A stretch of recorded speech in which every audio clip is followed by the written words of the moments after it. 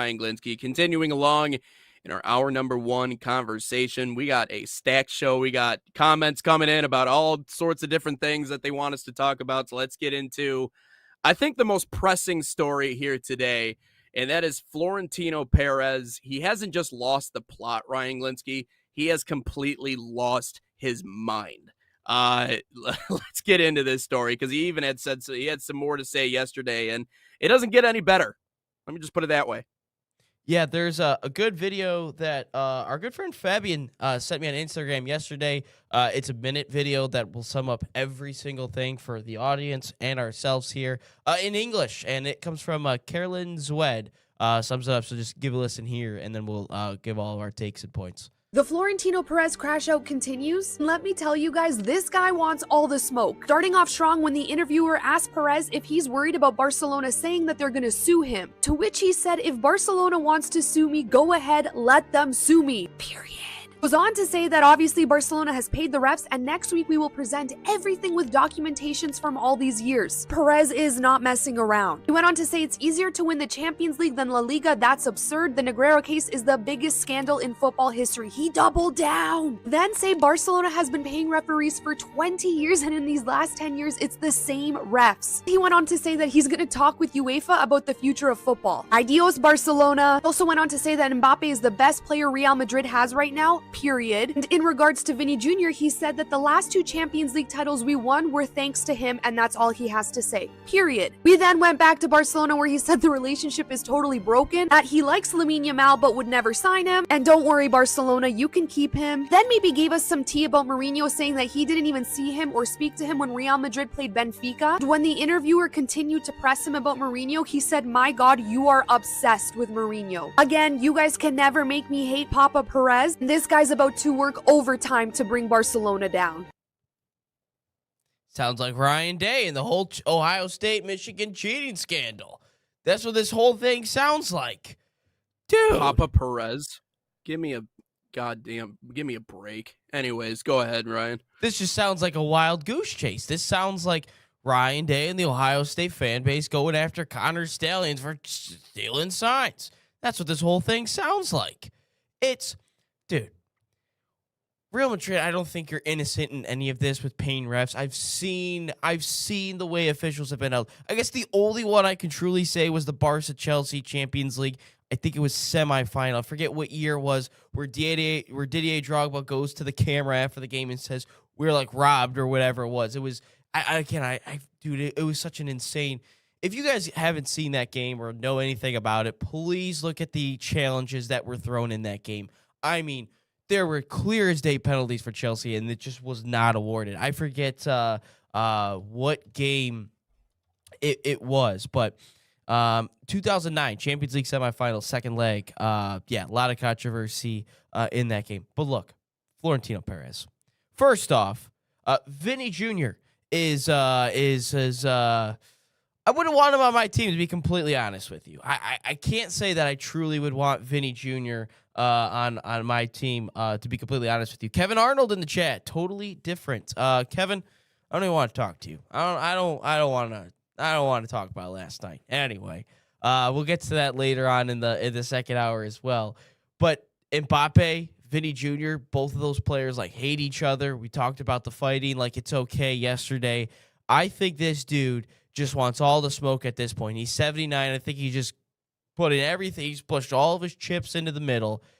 Suing a club about a referee decision that every club in the world should probably sue Manchester City, if we're being completely honest, based on the 119 charges that are awarded to them. I just think, Perez, just chill out a little bit. Just take a step back. I get it. You did not have a good year. You didn't have a good year last year. 2 straight trophyless seasons. But please, my man, it's not the end of the world. It's not the end of the world. You've got to figure some things out internally. I get it. You lost the league to Barcelona for 2 straight years, too. I understand that as well. But you can't go on a wild goose chase. Maybe look internally and realize that you guys don't have anything going your way at the moment. All your players hate each other. They don't play as a team. You don't have a true adult in the room. You don't have a true leader in the room. Your manager is just a puppet at this point. But my man, stop just crashing out. Dave, paying off the rest for 20 years, yet Real Madrid have won 7 of the last 20 titles, 2 going to Atletico. Barca should be looking for their money back for 9 of those seasons. Barca, they got their own money issues, I think, personally. But, I mean, dude, I don't know. I've never seen this type of behavior from someone. I don't really know how to react. It just feels... Now that our good friend Kevin's in here, it just feels like Ryan Day in the Wild Goose Chase with the signs. It feels like he hired a private firm to go investigate this sign stealing scandal. Maybe just don't get dominated at the line of scrimmage. I digress. Sorry, I like you, Kevin. I'm sorry, my man. Listen, paranoia manifests itself in so many ways, but something you'll learn as you continue to grow up, Ryan Glinsky, especially once you get to the doorstep of 30 like myself, you learn that innocent people don't respond this way. Innocent people don't respond this way. They don't crash out. Wait. They don't gaslight. They don't yell. They don't threaten. Real quick. They don't go after everybody else. What? That's like Nick Saban crashing out after Shane Gillis on game day in the Notre Dame Indiana game was like, you totally did pay for players, and Nick Saban completely crashed out. You're right. That's a great point. Yes. That's a great point. Sorry. Innocent people don't react this way. People who have nothing to hide don't freak out and go down rabbit holes, right? This is why, like, when you're dealing with someone, whether it be in business, a personal relationship, whatever it happens to be, and you bring something up and you're like calm and direct about it and you're trying to communicate, and the first choice of that person is not to, calmly talk to you about it, but it is to, bring up things about you or gaslight or yell or scream or any of those things. That is the sign of a guilty person. Innocent people don't react that way. So is there more to this than what we see? Oh, yes. 100%. And I think at 79 years old, Florentino Perez hears the footsteps. And what I think is the train is off the tracks at this point, Ryan. All right. So everything is kind of up for grabs at this point, because is everybody in Madrid right now, in that front office, in that building, even the fans and the supporters, are they all in on these things that he's saying? No, I'm guessing not. But there is a attitude of fall in line and just follow me into this. At 79 years old, with the paranoia that he has, there is more to this story than what meets the eye. And here's the thing that bothered me about that video, and it really is the blind allegiance to someone who has completely lost their damn mind.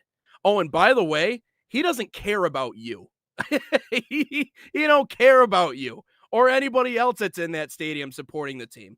He really doesn't. Matter of fact, he'll use you as a cop-out to support his actions because he doesn't want to take accountability for the way he's acting right now. As a matter of fact, he's actually gone as far as to throw fans under the bus and shame them for booing the team. How dare you go after the fans? How dare you go after the supporters?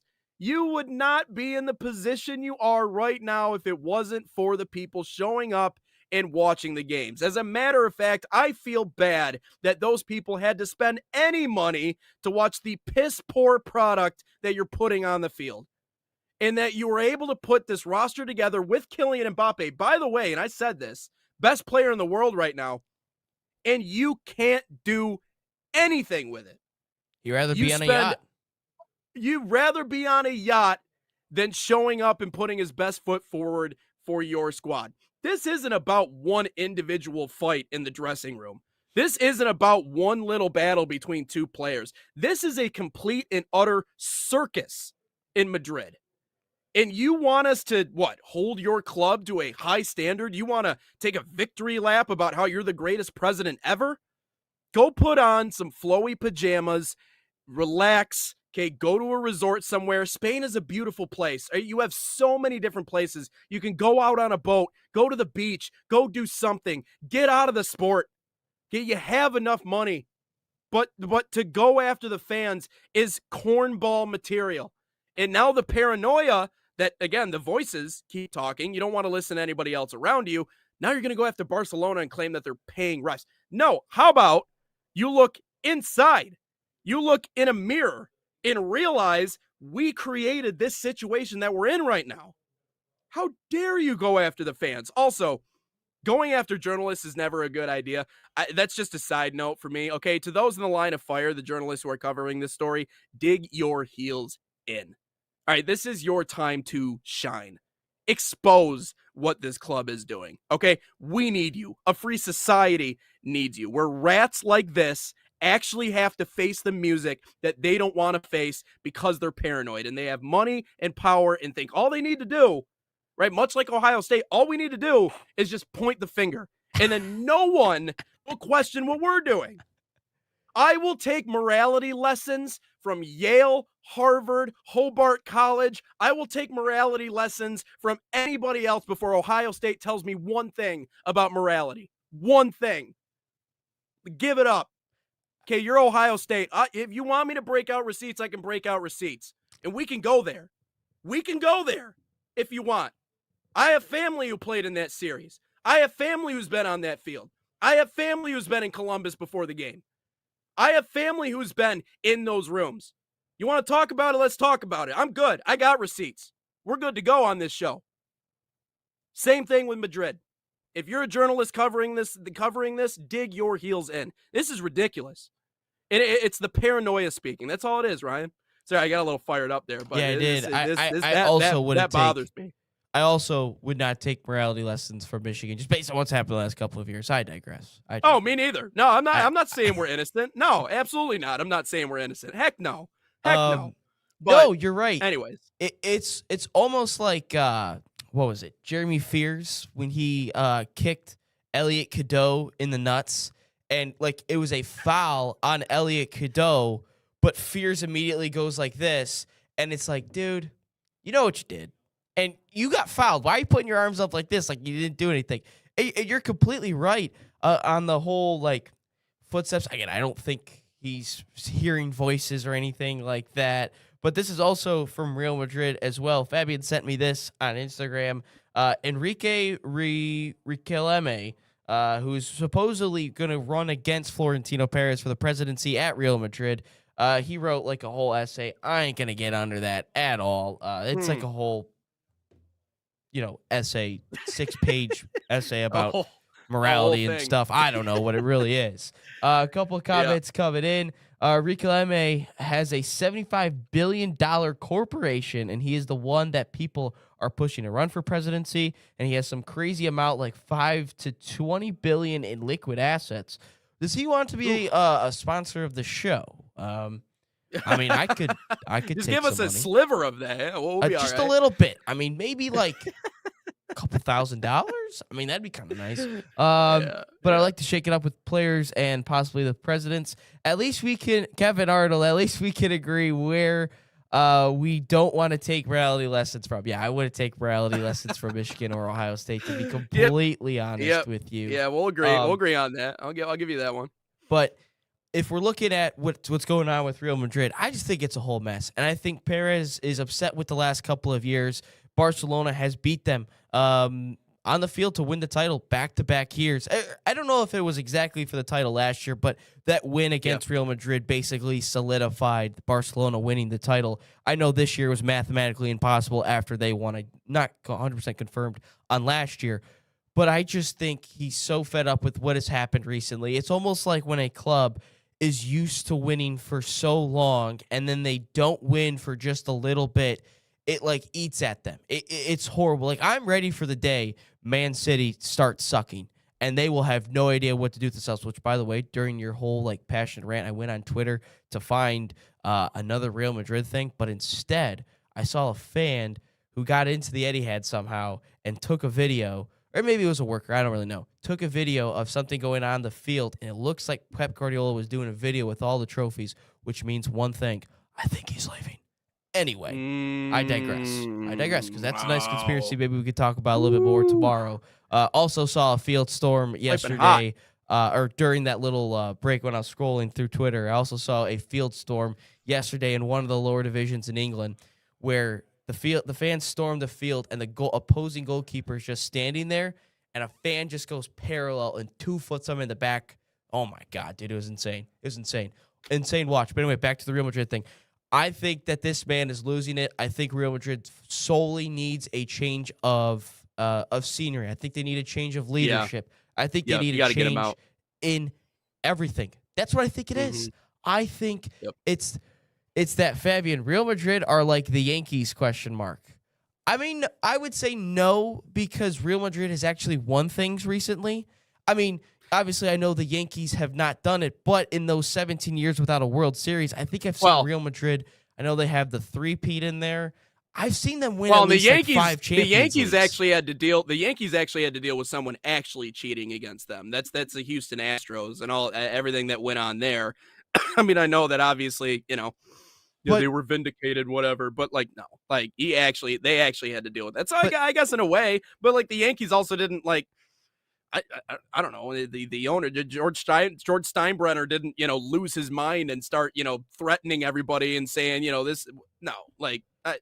Madrid, maybe, but Real Madrid has won things. I've seen them win at least at a minimum 5 Champions Leagues in my time. I've seen at least minimum 5 Champions League. I've seen La Ligas time and time again for them as well. But it just feels like that this guy is just losing everything. And I don't think Real Madrid is innocent at all. To be honest with you, this Real Madrid-Barcelona discussion is kind of like Michigan-Ohio State. We're guilty as well on one side, but we're going to blame the other side because you guys have done some other stuff. And then the other side's going to deflect that and be like, well, look at what you've done. And it's just argument because it's two guilty sides that don't want to admit that they've done something guilty. But they're like, you're also guilty at the same time, so it's your fault, and we're going to expose everything else. And it's like, no, we're not. We had the high ground. And then here comes Michigan. Here comes Michigan You're State guilty. out of left field. Here comes Michigan State out of left field, including themselves in the conversation. Then Atletico Madrid comes in like Michigan State. Go! Get out of here, all right? Go play hockey or something. And Atletico's like, we're going to defend Barcelona. That's Ohio State in this situation because we don't like Real Madrid or Michigan. That's what this whole we can sum this all up in college football. We can sum this up in all of college football. I'll give Kevin some love here, man. At least I respect Ohio State because I know they win. Like MSU wants to insert themselves. It's like, nah, man, just go, okay? Do your old Pat Fitzgerald dizzy bat race for the spring game in front of 5 people, okay? Do your thing. Leave us alone. Leave the big dogs to yell at each other, the ones who matter in the grand scheme of things. I just think trying to sue a club for you thinking they're paying referees, knowing damn well I think you guys have done some shady stuff as well. You're telling me Real Madrid is innocent in all of this. No, Real Madrid is not innocent in all of this. I mean, look at the amounts of money they have spent on players. They've broken the transfer fee record how many times? I mean, even they've even poached players from Barcelona. Figo, the dude was loved in that region. And he comes in and he plays his first game against Barcelona, and every time he goes to the sideline, they have to have the guard up with shield so he doesn't get hit with anything that might hurt him. Which, by the way, Kevin, MSU equals losers. Yes, sir. MSU does equal losers. They're MSU's a fan base that would probably much rather see Ohio State succeed in football and anything else other than themselves. It is weird behavior, man. I do not understand what it's like with these Michigan State fans. They're like, well, if we lose to Ohio State, that's fine because Ohio State, we want them to. How many times do I got to scroll on Twitter and see the amount of love Michigan State fans give Urban Meyer, Jim Tressel, Ryan Day? They're not your coaches. They're not your coaches.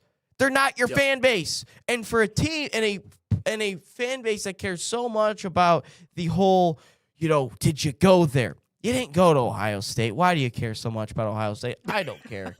But Yeah, when you're it's like Valenti the other day on his radio show talking about the infatuation of Michigan fans with the school they never went to. Mike, you got a journalism degree from Michigan State. What kind of a GPA do you need to get a journalism degree from Michigan State? Like, come on. So, anyways, not that I want to go after Valenti. We are repping our schools. Go Noles. I don't know how those people. I don't know how I'm not gonna lie. Y'all don't get sick of that, man. It gets stuck in my head. I'm not gonna lie. I find that chant to be like very annoying if I was like in the building as the opposing fan. But like, hey, I don't have anything against Florida State. So, hey, I like Jameis Winston. I think he's a clown. I think he's really funny. And he's going to be doing World Cup coverage this summer. How does that happen? Because he's Jameis Winston. You can just plug and place him wherever you want to, I guess. Last couple of questions before we move on to the college soccer discussion. Fabian, are MSU fans like a bunch of gimps? Yes. Yes. They would much rather see Ohio State succeed than themselves. Dave, can you write your name on the top of the paper? Yes. Yes. That's what they do. They just write they write their name at the top of the paper, probably claim all of OSU's national championships. It's weird, man. It's really Dave's weird. got some good ones. It's the same thing as United fans with Man City. It's like after Pep Guardiola just bashed all of Manchester United, they're like, dude, we would rather see Man City win the league. You guys realize that they dominate your city for the last 10, 15 years. Yeah. But, hey, we want to see Man City win. Oh, my God, bro.